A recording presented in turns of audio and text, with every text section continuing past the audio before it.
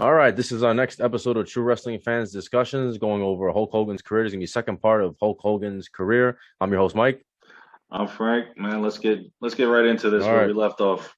1986 for Hulk Hogan. I mean, 1986 itself that year was a year for me. I mean, there wasn't a lot of top names, I guess you can say, that Hogan could go up against besides the Mm, Heenan family. Um, Throughout '86, he defended his title against guys like Terry Funk, Don Morocco, especially King Kong Bundy. yeah. And so he had actually right before WrestleMania 2, he had two very interesting and good matches in on Saturday Night Main Event. He one against Terry Funk in January, and the other one was I believe that pretty much cemented the main event for WrestleMania 2. And when Hogan beat Morocco by disqualification, and King Kong Bundy came in and attacked him from behind, Hmm. supposedly breaking his ribs for the storyline, which led to the steel cage match at WrestleMania 2. So that to me that cemented WrestleMania 2, even though it was probably already signed, but the feud was definitely there. The match itself, we discussed this in the WrestleMania 2 video, was to me it could have been a little better. I did like the fact there was a steel cage, that was pretty cool. And then of course Hogan getting the victory over King Kong Bundy. Yeah. WrestleMania 2 wasn't that good, but I mean, No. on the surface, Hogan versus Bundy is it's a cool matchup because Hmm. it's the big heel versus Hogan. Hogan loved facing those monsters. And Vince loved So booking it. yeah, yeah. So So, but yeah, so as he goes through, we're past WrestleMania 2 now. He's still the champion. Again, he's on Saturday Night Main Event was the most that most times you got to see him. And I made the comment in the part one that Hogan was never pinned in all the Saturday Night Main Events he worked in. This man was never pinned, and I think that's pretty phenomenal. And something, I mean, it's not really a record that they would put out there. Although I did hear Saturday Night Main Events coming back. God, yeah, please, please no. no, but I just read it's not televised. It's just gonna be house shows. Like how? Okay, so kind of like Yeah, what NXT does when they use a pay-per-view name for their show or yeah, whatnot. Yeah. yeah. Oh, like what they're doing, what they used to do with Starrcade a couple of years ago. It was just a tour, Hmm. and it was called Starrcade. Yeah. So, in any event, the most interesting thing after WrestleMania 2 that happened that I thought was pretty cool was on July 19th. It was the day that Paul Orndorff turned on Hulk Hogan. Now, this was in the So works for what did I say about a month, that I was the think. Pearl Harbor, right? That was the Pearl Harbor incident. Hmm. Yeah. Yeah, he picked him up and clotheslined him. Man, Hogan's Um, had some bad luck. he can't hold on to any friends. No, no. I mean, I used to say, well, at least Beefcake was around for him, but That's WCW true. But kind of fixed eventually, that. yeah. So, but I mean, every guy this guy tried to tag team. I'm Hmm. surprised JYD never turned on him. Yeah, seriously. But it was actually Bobby Heenan, Adrian Adonis, and a few other people that tried to create a rift between them, Hmm. calling Orndorff Hulk Jr., and he didn't like that. So now, for the second time, we've got a Hogan Orndorff feud, Yeah, which I is know. funny because Yeah. then later on they're teaming up again. So it's just like hot. I mean, It's what do you just guys want to do? I don't know. Make up your minds already. Exactly. I mean, if they saw Orndorff as a main eventer, great, but he never got over on Hogan, unfortunately. So yeah, they labeled Orndorff as Hulk Jr., which he didn't like. So we get the now he's the turncoat on him once again. So they actually they had a match October 4th, excuse me, 1986 on Saturday Night Main Event, where Hogan did defeat him by disqualification. In the fall of '86, while this feud was going on, Hogan also did a lot of tag team matches with the Machines. Now, I remember. quick backstory on that: the reason why there's the Machines was because Andre was in a storyline also with Heenan, and there was a stipulation where he couldn't wrestle, Yeah. and so now he's under the mask. Yeah. And we got Big Machine, Super Machine, Hulk Machine. I mean, this was just funny, comical to me watching this. Because With yeah. you knew who it You was. I know, mean, who it kind was. of like Mr. America thing. I Hmm. mean, you knew, but Yeah, pretty much. they still went along with it, which was kind of cool for Andre because after WrestleMania 2, he wasn't really doing much. So this kind of got him back in the Yeah, storyline got him back in too. the fold. And so towards the end of '86, Hogan had brief encounters with Hercules where he put the title on the line against him. He did face guys that they thought that could possibly be the next main eventer, although none of these guys came through. I mean, Hercules did look good in that main event match. I'm not gonna lie. but of course Hogan's going to get over on him. Hmm. And so he goes through 1986 still as heavyweight champion. Again, not too many opponents for him that it was like a big pop. To go back to Orndorff just for a second, apparently they had some real heat because I guess they're both from Florida, so Yeah. they had like this Florida rivalry. So according to Hogan, like sometimes this guy would actually hit him for real. Orndorff would hit him for real, then Hogan would hit him for real. So like apparently there was like some real, I mean not like really really serious heat, but apparently there was It's, heat between the two of them. it's funny you mentioned that because the match that I'm about to bring up between the two, it did look like when he got in a couple of shots, it looked like he did hit him for real, like not a smack, but like he got a quick jab in on his face, and then Hogan retaliated, did the same thing. Yeah, so it's probably legit. Just sure. just to mention something about 86, towards the end of 86, he actually went into a program where we're supposed to go into a feud with Jake the Snake Roberts. Mm-hmm. Now, there's multiple stories about why things went the way they went. I actually tend to believe Jake's version of events. First time we're believing him, by the way. Yeah. So apparently, they started doing these snake pit segments. If anybody remembers the snake pit, Jake the Snake Roberts was the host. This is while, it was great. This was when Jake the Snake was still a heel. Mm-hmm. So they did these snake pits, and there's a snake pit that has never been seen, or there's no footage of it. I guess WWE destroyed the footage, or they edited it and they cut out the part where Hogan actually gets DDT'd by Jake the Snake Roberts. Now, what happened was this was supposed to set up their feud. And Vince McMahon was excited about it because he believed in Jake as a heel, and Hogan was the super baby face, and he thought that the fans were gonna go crazy and start cheering Hogan, Hogan. The opposite happens. Jake the Snake like walks off the set, and they start chanting DDT, DDT, DDT. So Vince starts flipping out. He's like, "No, we can't have this. We can't have this." And apparently, they had already set up a couple house shows, and I think you can find the house shows on YouTube. Yeah, from late '86 into '87, and apparently the matches were good and they sold out. But that apparently they were cheering for Jake, and that Vince wasn't having that, and Hogan wasn't having it. It was not too long after that he became a fan favorite because it was kind of because people were and Hogan's version of events, Hogan says that they just didn't really have chemistry and the matches weren't really working for whatever reason. I believe Jake's story, and what a feud that could have been. Yeah, that could have been in a time where they're actually looking for the next person to take to have this huge storyline with. Like I said, 86 was just stagnant. That would have been it would have been great. Another great feud for Hogan right before the whole Andre the Giant and everything. But it wasn't to be. There was a lot of those back then that they had to protect Hogan. He was the cash cow. I get it though. Like thinking about it, like messed up for Jake, but at the same time that they're trying to protect the golden goose, as they say. Exactly. So to kick off 1987 was one of my favorite matches of that year. It was on Saturday Night Main Event. It was the famous steel cage match between Hogan and Orndorff. This is legendary. Which, if you tried to do this again, you really couldn't do it. Where they both came out of the cage and the feet equally hits the floor, and they claim Hogan got the victory. Some say Orndorff hit first. If you look at it from our event with a camera angle, it looks like honestly it was a tie. But of course, they're going to go with the champion. But again, some say that Orndorff's feet did hit. Did hit beforehand, and that he should have been the champion. And wow, I mean, you couldn't duplicate that again if you tried. That was really cool. I remember this. This was really really cool at the time.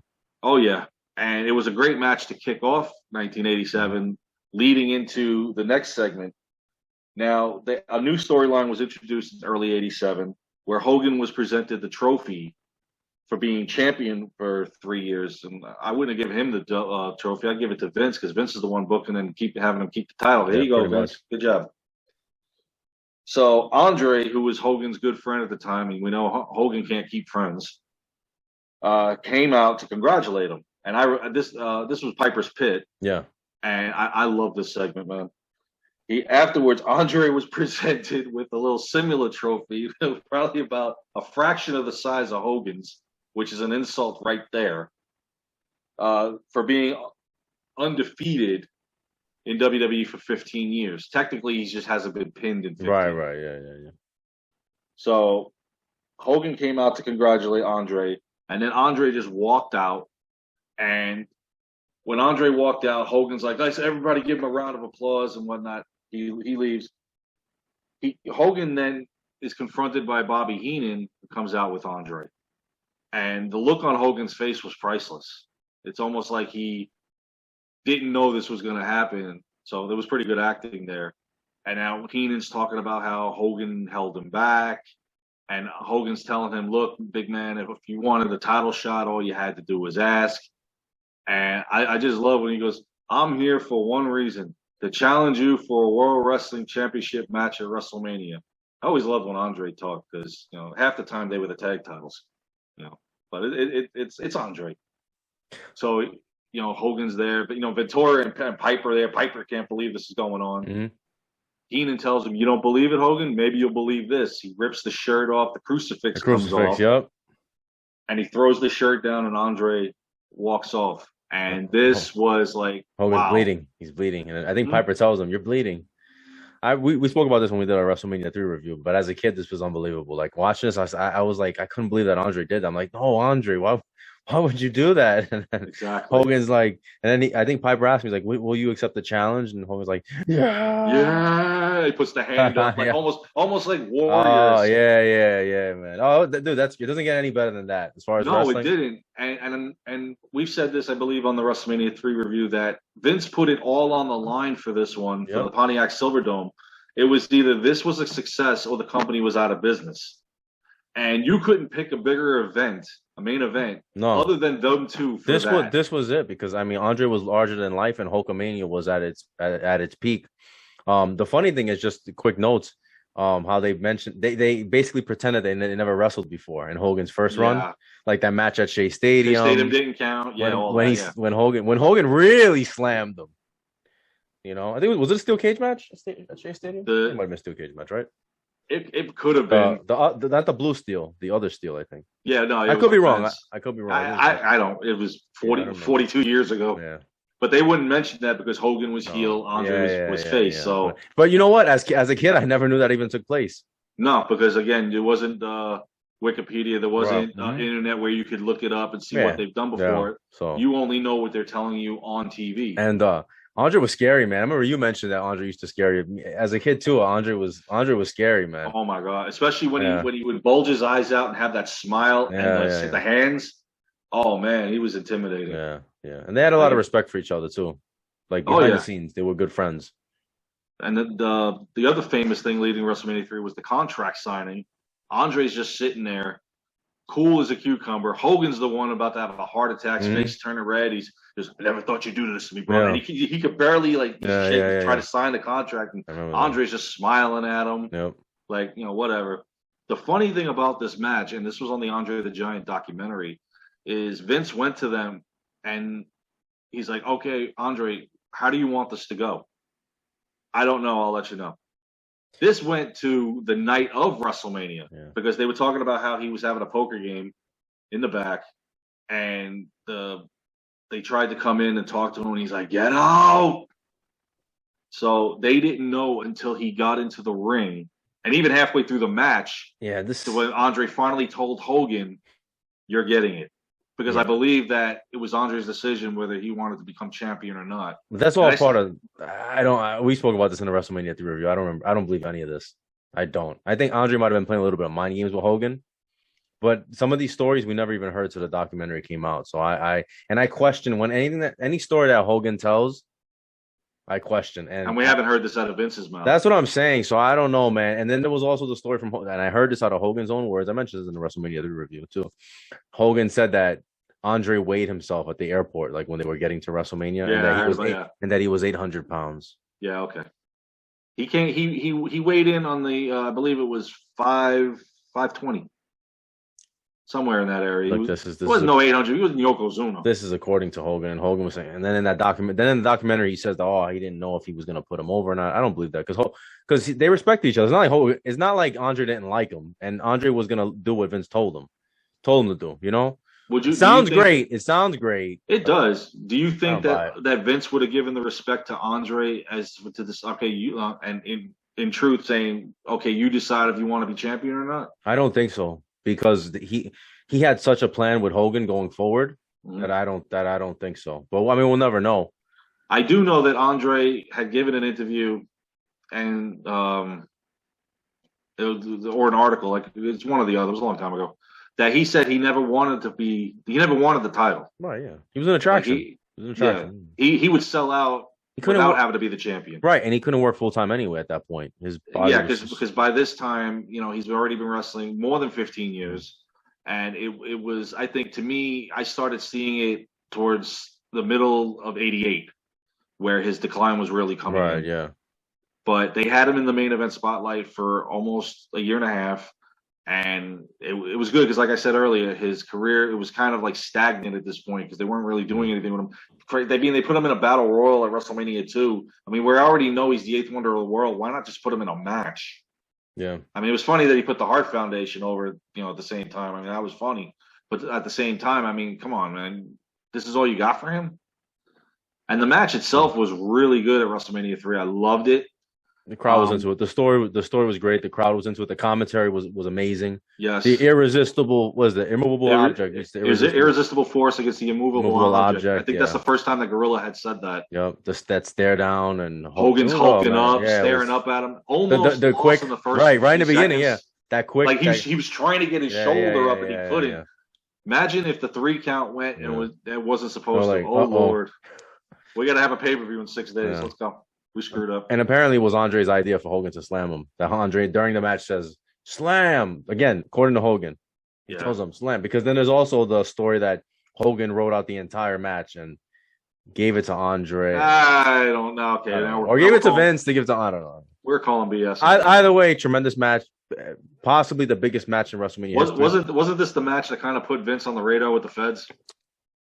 At the start of it anyway, because the fact that Hogan slammed him and Andre didn't jump into it, and Hogan tore his bicep and all this other stuff, allegedly. So, and then Andre after this match had taken a hiatus from wrestling. He wasn't, because the one thing that would have been cool to follow this on the house shows would be the two of them fighting each other, and Andre just needed to take a break because there was no way that schedule that he was going to be able to do on, it. Yeah. They did have their matches later on, but like initially. Yeah. When he made his return for Survivor Series, that was great. And throughout 1987, now past this match that Vince was successful on, 93,000. Whole card, as well as we talked about, was somewhat decent. Best match on the card, in my opinion, was, we said, Savage and Steamboat. Oh yeah, of course. And throughout '87, Hogan actually defended the title against Randy Savage. He had his first feud with him there. I think Randy was the IC. Was he the IC champion at the time? No, he had lost it. This was after WrestleMania. Because I felt like they had some sort of in '86 there was a champion versus champion match on Okay. There you go. Yeah, and the reviews on that was almost 5-star. Like they said, I remember in the magazine it said this match needs to happen at WrestleMania. And I remember watching that on VHS. I remember it was on one of those Hulk Hogan videos. Yeah, I think Volume 1. Something like that. Yeah, I remember seeing that match. Yeah. Mm-hmm. Yeah. So, and he also faced Harley Race, who in my opinion, was deserving of at least a title match with the champion. After all, he was NWA champion many times. Yeah, he just got there too late. Kind of, he got there towards the end of his career. I guess he was already older, and his career was dwindling down at this point. Yeah. And then, of course, he fought Sika for the title. Famous the No Eye family. Got to give them their match. Another interesting thing that I liked was in August of '87. I don't know if you remember this. Hogan teamed with Bruno Sammartino in Baltimore, Maryland, against the One-Man Gang and King Kong Bundy, and that was Sammartino's farewell match. And I know they did one in Los Angeles, but I think this was his retirement match. And because a lot of people don't remember that Sammartino was still on the roster through WrestleMania 3, but it's by this point that he's had the argument with Vince that I can't do this anymore.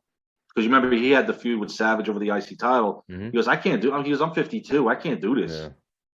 And the agreement was when he came back was to be part-time, but Vince had him on a full-time schedule, which is a shame. It would have been nice to see Sammartino on the card at WrestleMania 3. but I mean, we understand why. Yeah, no, of course. But teaming with Hogan for his farewell match, I thought was pretty cool. So this now leads us to Andre the Giant has come back. We're heading towards the inaugural Survivor Series, and we talked about what the original team was supposed to be for Hogan. It was superstar Billy Graham was supposed to be on there, and they replaced him. To me, Hogan's team looked like they were definitely the underdog. Like you look at Andre's team, and it's like, damn. I mean, he had the weight, he had the strength, he had a good team. I didn't see a team like that, and I've said this before, till 2003 when Brock Hmm. Lesnar had his Yeah, Survivor yeah, Series team. the heavyweights. Oh yeah, I mean Andre had Ravishing Rick Rude, which was no slouch, King Kong Dundee, Natural Butch Reed, and the One Man Gang. So Hogan gets eliminated by count out in this match. Andre winds up being the sole survivor, as we all know. So this is Andre pretty much getting over on Hogan. So now you know you've got it 1-1 technically. Remember Hogan? So there has to be another kind of encounter. Remember Hogan runs back out though and he attacks Andre. Because Hogan has to be in the spotlight at the end of the card. He's got to pose, and he's got to pose. He's got to pose it. Always. I mean, remember Survivor Series 90? He wins his match, and Piper and Gorilla are like, you need to quit posing because you got to come back out here. He's always got to pose. Oh, yeah, he's a poser. So right before this, though, something was starting to click that nobody kind of knew about, and that happened on Saturday Night Main Event in October of '87, where Hogan and Savage started becoming, I don't want to use the word click, but a unit, so to speak, where the mega powers would eventually emerge between these two. And that was when Savage was being attacked by the Hart Foundation and Honky Tonk. Elizabeth went and got Hogan, and they actually teamed up a couple of times, and I guess Vince liked what he saw. The fans loved it. And this Savage at this point was starting to, he was the fan favorite, just started. Because when we talked about Survivor Series 87, everybody that he teamed with, either he had a feud with in the past or you will feud with in the future. At some point, yeah. Especially Jake. I love that. And so, yeah, Savage is starting to come up now. And once you put him with Hogan, that's going to boost him even more. Yeah, that was huge. I remember when that happened, how big it was. Oh, yeah. I remember that the Saturday Night Main Event. I was watching it, and Hogan comes out, and I was like, no way. And just the Savage is looking at him, and they shake hands, and it was classic. This was it, man. You got to put these two. It's funny how they never became had a shot at the tag titles type thing. Like maybe Mega Powers could have been tag champions. Yeah, they should have done. If DiBiase was allowed to go through '88 as champion, let's say, well, remember no heel could be champion technically when at the pay-per-views. If DiBiase was champion, then these two could have run the tag team division for a while. And I always, why not? It's interesting. Their actual first team up, as far as the tag team, was at a house show in Vancouver of November of '87. So it was the Mega Powers with Duggan versus the Heenan family. So what was it? Rude, Harley Race, and Bundy. And Bundy. Yeah. So that was that. Yeah, that was actually. I mean, I don't think this has ever aired. I don't even know if there's footage of it, but it actually happened. I don't know. They have it in the house show histories. Yeah, it's there. So that's interesting though. There's a website that you can actually go. It's called History of WWE. You just type that in, and it gives you the winner of every house show paper, whatever they've done from 1963 all the way to now. So I mean, it's just amazing how many things that they have covered in there. So yeah, that obviously that's in there. But as far as viewing it, yeah, I don't think there's any footage of it. I haven't seen it. No. So going into now 1988, we've got big things going on here. We got Hogan possibly with a tag team partner, and now we've got unfinished business. Now, what I mean by that is, at this point, Hogan was now champion for 4 years, 1,474 days. Pretty impressive for back then, although obviously that's not the record. San Martino has it. God help us if Roman makes that record, which they're talking that he might.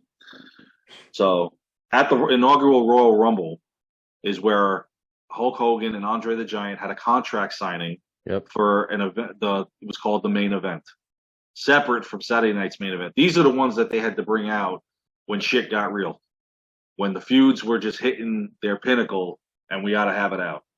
Just shy of a pay-per-view. Imagine if they had the monthly ones back then. Yeah, no, but something. So they signed a contract to wrestle for the title on February 5th, 1988, which is also the same night going back with Savage where he had the final match with Honky, and there was that whole discrepancy of the belt. You remember Honky didn't want to drop it and all that. Yeah, that was a whole big mess. The whole fiasco. Yeah, we told the whole story in the Macho Man Randy Savage episode. Oh yeah. So the main event took place in Indianapolis, Indiana, in front of 33 million viewers, and I know I was one of them. Oh yeah, I watched that. I remember that. Hogan loses the title to Andre thanks to double referees. Yeah, double Earl and Dave Hebner. And you know what's funny is Dave Hebner had actually done some refereeing over that past year. And so it's like, no, you can't stay there and go, oh, nobody knew that Earl had a twin. I just thought this was funnier that they're going to use this as the way to get to Hogan losing the title. And not only that, now Andre's champion for like 20 seconds. The belt looks like a bracelet on him, by the way. Yeah. To get into that main event, so this was the main event. This was the spinoff of Saturday night's main event. This was the first main event on a Friday. I think night. They only had 5. Yeah, and it's funny because I remember this. Again, I remember this in vivid detail. I remember I watched this at my grandmother's house. I remember me and my brother watched it, and we were going crazy. We couldn't believe that Hogan lost the twin referee thing. And I don't know if you remember the original storyline. They said that he had plastic surgery to look like the referee. Yeah, I heard about that. And then later on, they said it was all evil twins. But initially, Hogan. I remember Hogan did the promo. I think after the match, he's like, how much did they pay for the plastic surgery? And it's funny because you could tell they filmed the promo when they still had the old belt, because in the beginning of the main event, Hogan has the old belt on, cutting a promo. And then when you go to the ring, they have the Winged Eagle belt. That was the debut of the Winged Eagle belt, which is my favorite one. Yes. Favorite belt of all time. But it was supposed to be, I guess it was supposed to be longer, I guess, for Andre. I guess you see it on his shoulder. It's like ridiculous. Yeah.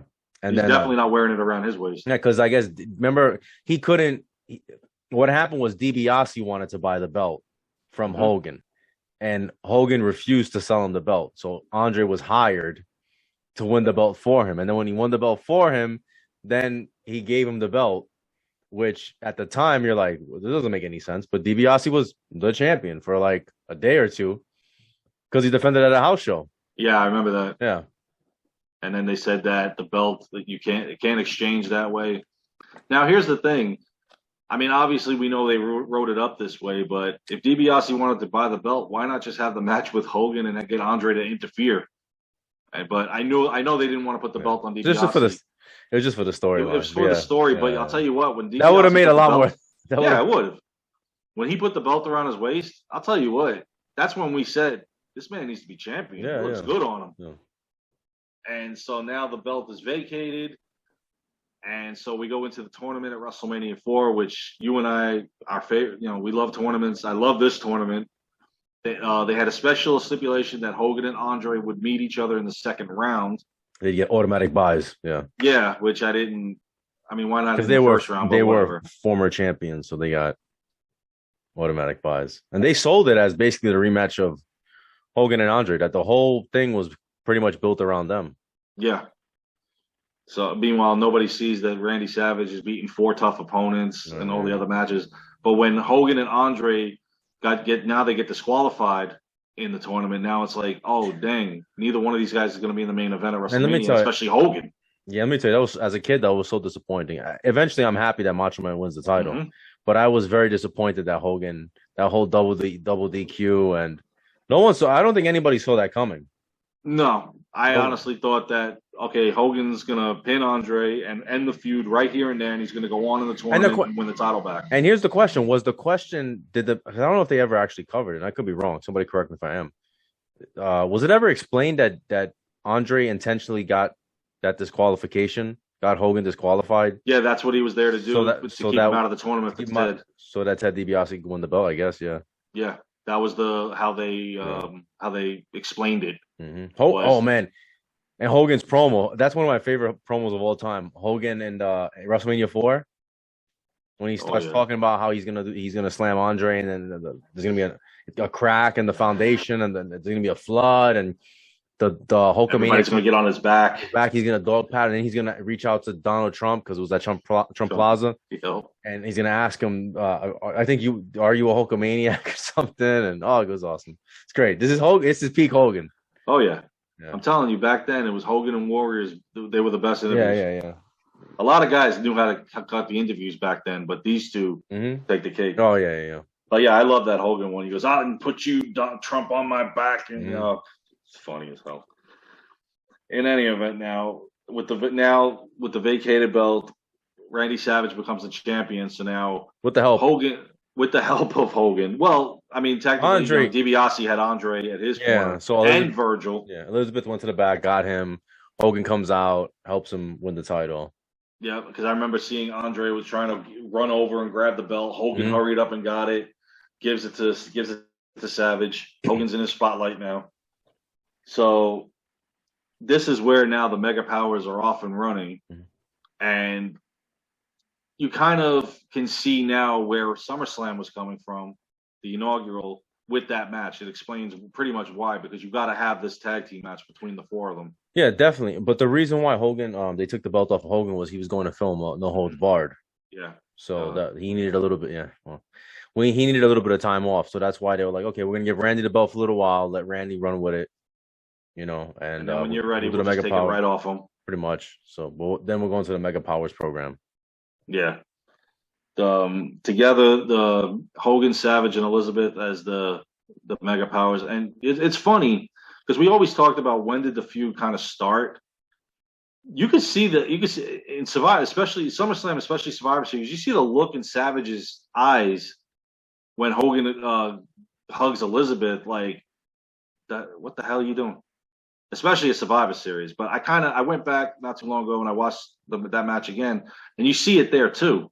Like, dude, you're with my woman. No, they showed it there, and then later on they show what happened at SummerSlam. Remember, he accidentally like touched her when I guess Macho Man picked her up or something, and apparently or something. Yeah, and apparently, behind the scenes, Macho Man was upset one night with them that Hogan had to lift her up to get in the ring or something, and he felt like Hogan copped the feel or something. They said Randy was very jealous. So apparently, he actually, he was. I can't blame him. I mean, I love the skit she did to get DiBiase and Andre confused and sidetracked when she took half her dress off, and even Ventura is looking at her. That was the Mega Bucks, right? That was the Mega Powers against the Mega Bucks versus the Mega Bucks, and apparently she was supposed to be like in a bikini, and that Macho Man put the kibosh on that. He said, "Nope, not gonna happen, brother." Damn you, Macho. Yeah. So you see the two of them out ringside, going, "Yeah, we did it," and then they get the victory, and it was a good match. Yeah, that was cool. And again, now the only thing that wasn't good was because you had the 4 pay-per-views back then. Is Savage didn't defend the title on a pay-per-view until it was time for it to come off of him, which is a shame. He had house shows over that summer with DiBiase and Andre when Hogan wasn't there, so it was pretty much him versus the Mega Bucks at the time. But Hogan came back at Survivor Series. They teamed together, and that's pretty much. If you look at it, after Savage got the beat down, Hogan's handcuffed, that's pretty much where you could see the Mega Powers starting, because now Savage is not only looking at him, but pointing at him going, what the hell just happened? Where were you? Well, because wasn't he like half dead? Wasn't like Macho Man? Oh, yeah. He didn't make the tag. He kind of fell into the tag. And then Hogan just in like 20 seconds beats Haku. Haku's giving Savage the beating. And he starts celebrating. He's not even worried about Macho Man. And he's grabbing Elizabeth is checking on him. She's checking on grabs Elizabeth. Yeah, and if do you remember in that? I believe it's that Survivor Series. Macho Man did come out last, but they're supposed to be the co-captains and the Mega Powers. But Hogan comes out separately from him. I don't know. So and Hogan had a pose at the end of the match, but exactly, and he had to take his woman. But it was great. But it was great. It was great stuff. This was. It was 1988 was a great year. The storylines were really improved. 87 as well, and going forward into 89. What you got coming up with Hogan and Savage was great, because the two of them, the chemistry in the ring with those two, this was phenomenal. Yeah, absolutely.